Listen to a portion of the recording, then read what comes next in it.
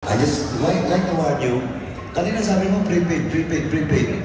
Nanganyan mo in-heart kita. Sabi mo naman, dalawang ginagamit mo, may postpaid, may prepaid. O, ano ba talaga? Do you have a postpaid? Can I? No! Just answer me yes or no. Do you have a postpaid or not? None. Nagkaroon po ako ng postpaid Oh, yun. prepaid, Mr. Chair. Oh, yun. Na-postpaid mo ano? Globe o smart?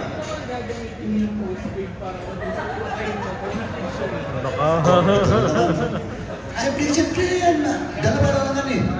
Kasi yung isang tel ko ngayon, lately lang yan. Ba't hindi mo masagot? Smart on Globe? I think it's Globe, Mr. Chair. Oh, Globe. Sigurado ka? I'm not sure. I think, Mr. Okay, Chair. naman lang. Pipili ka lang. General Garma, this is now your last chance. Pag ako magtanong, ayusin mo po, please. Yes, Mr. Kasi Chair. don't force me to sign in contempt. Kasi ang tanong ko, simple-simple lang po. Ako, kahit ever since, alam ko kung anong postpaid ko, kahit 2010 pa, kahit 2001, matandaan ko po kung smart po ako. Now, again, let me rephrase my question. Ano po, inamin mo na, postpaid kayo, ano po yung postpaid mo? Both po, meron po akong Globe and Oh, Smart. mayroon kang gold and smart. Okay. Now, Mr. Chairman, I told the motion made by Congressman Joe for the NTC to submit all the polls during the time. August, no, Mr. Chairman, can I amend if, Please. records from 2015 to 2017, Mr. Chairman, because that was the time when it's Chairman ako, mamaya. Because during the time, 2015 at 2017, doon po yung yung Davao model po. Thank you, Mr. Chairman. Thank you, Congressman Buana. Congressman Adjo, please proceed. Thank you very much, Mr. Chair. I'd like to ask both our resource persons, perhaps this goes to both of you po. Wala naman po kayong problema, wala naman po kayong neurological problem or anything like that. Wala naman po kayong problema sa, you may be suffering from memory loss, selective memory loss, wala naman po. No? Kung tatanungin ko po kayo sa mga previous na mga pangyayari, based doon po sa kanilang affidavit, matatandaan niyo naman po kung ano yung eksaktong year, kung ano yung eksaktong circumstance, yung taon na nag-silbi po kayo as CNDG Director sa Davao and you as a Davao City Police. No, tama po ba? Yes, Yeah, because as I was following the line of questioning, marami po tayong hindi natatandaan. So I'm just trying to make that very, very clear. I'll start with the Commissioner Leonardo. Have you also availed of an optional retirement? Yes, Mr. Chair. So pareho talaga kayo ni JM Garma? Yes po, Mr. Chair. Okay.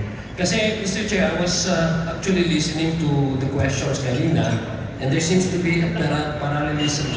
Magkapareho talaga yung pinag out ni DSJJ.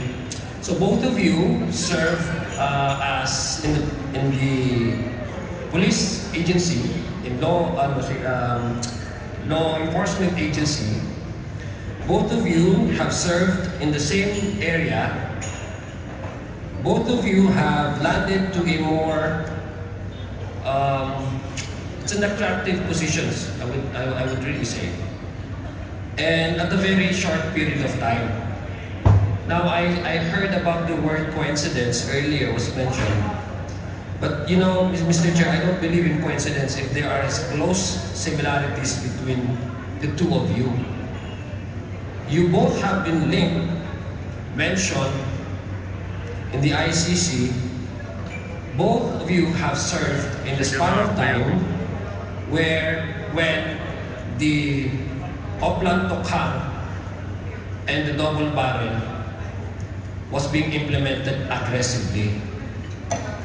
And both of you also, in the very short span of time, have transferred from one position to another. I was listening earlier, Mr. Chair, to the timeline when current Commissioner Leonardo was appointed as director, and then for a few months appointed as undersecretary, and after a while appointed to the commission. Similarly, Police Colonel Rowena Garma decided to avail of the optional retirement in advance and was appointed as general manager. The point that I'm trying to say, Mr. Chair, is what they're telling this committee is that everything happened accidentally. Na parang yung affidavits din po nung tatlong si Mr. Fortaleza, si Chief Superintendent Padilla, and si Mr. Tan and Magdadaro are all product of their own imagination. Kasi hindi ko nila pinapatunayan. Do you still maintain that position na hindi ko totoo yung mga affidavits nila? Itong apat na tao na ito na hindi naman magkakamag-anak, na hindi naman nag-work together. I'll start with you po, Commissioner Leonardo. Do you still say na hindi po totoo yung sa affidavit po na sila sign na pinirmahan ng apat po na mga resource persons natin dito? You were here, no? Last committee hearing, no? Yes, Mr. Chair. So would you say na hindi totoo yung sinasabi po nila na yung involvement po ninyo, your name was mentioned in the case of these three for nationals, no? For Chinese nationals who were killed inside the Zelda. Tama po ba? Opo, hindi po totoo. Hindi po totoo. Kayo din po, Police Colonel GM Garma, para sa inyo hindi po totoo yan? Yes, Your Honor. Hindi po talaga totoo. So, ibig sabihin, gawa-gawa po nila, tama po ba? Yes, Your Honor. Kayo po, Commissioner Leonardo, gawa-gawa din po nila ito? Alagay ko, Mr. Chair. Okay. Okay, so, yung bilang CIDG, the regional director po, is it part of your jurisdiction to supervise or monitor the Davao Prison Colony? Hindi po, Mr. Chair. Tama? No, hindi. But your office is closer to how far is the CIDG regional office to Davao Colony? Estimate lang po, Mr. Chair, probably around 40 to 50 kilometers, Mr. Chair. Okay.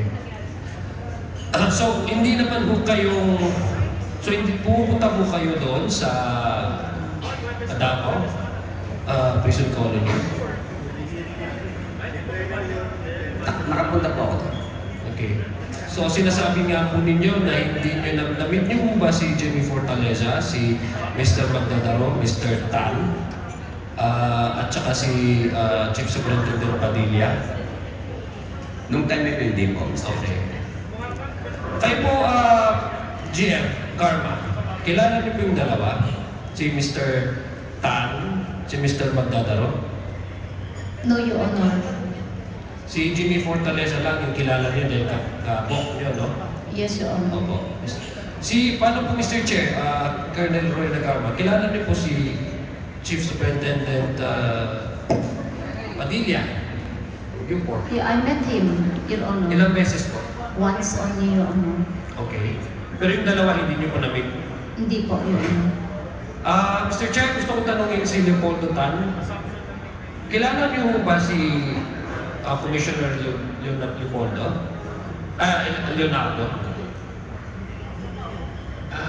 Bago po nangyari yung sinasabi niyo pong insidente? Sa pangalan lang po. Okay, Sa... pero hindi niyo po na-meet? Hindi po. Okay. Kayo po, Mr. Magdadaro?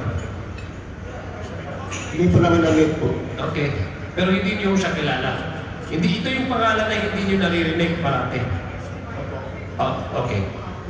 Hindi ko natatanungin si Jimmy Fortaleza at saka si Padilla kasi meron natang mga kasyon. What is so confusing, Mr. Chair, is that all of these four individuals mention these names.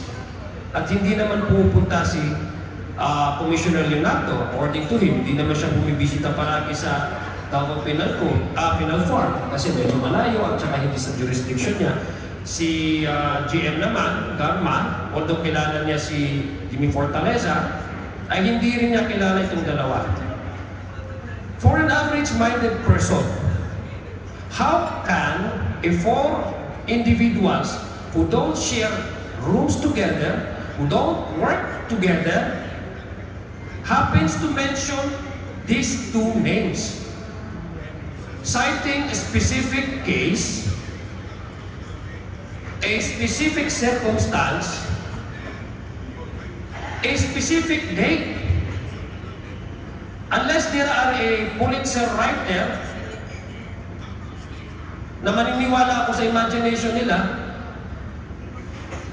para sa akin, Mr. Chair, it's quite impossible for an ordinary-minded person to come up with the same story. I don't think they are too endowed with their imagination to come up with that kind of story involving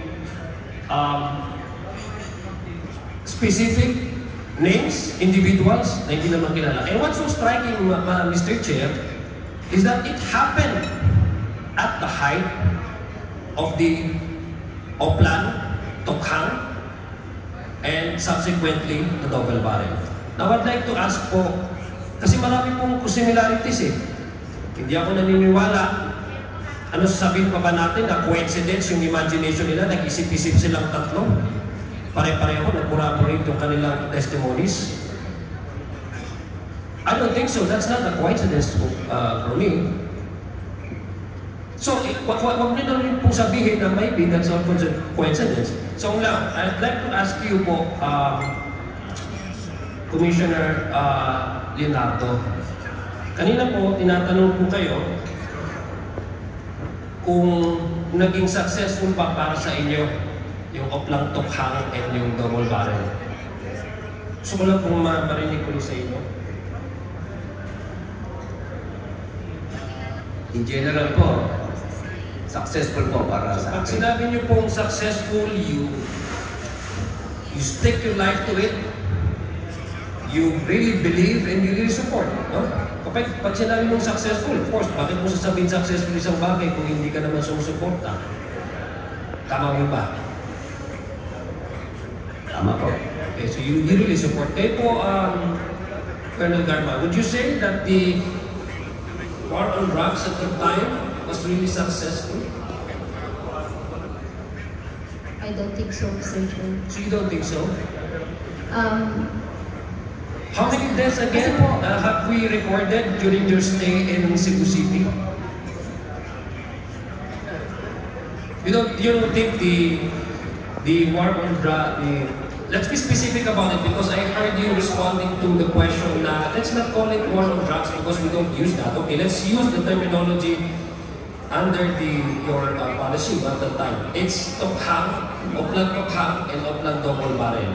So which of these two policies, no, or your program, do you think is more successful or both of them are successful? Mr. Chair, yung Tokhang po, parang hindi ko pa naabutan, hindi pa yung, I think, na-implement. No, It's more on police operations and patrol. Okay, I'll give you that. That's a fair response. But I'll give you that. Do you think being part of the previous administration, would you say that it was successful? As far as my stint in Cebu City as a city director, I think it is successful based on the feedback of the people in the community, Mr. Chair. Okay, so now my second question is, Mr. Chair, I'd like to take advantage of the presence of our team here, Attorney Dean Sheljoko. Oh, what is that?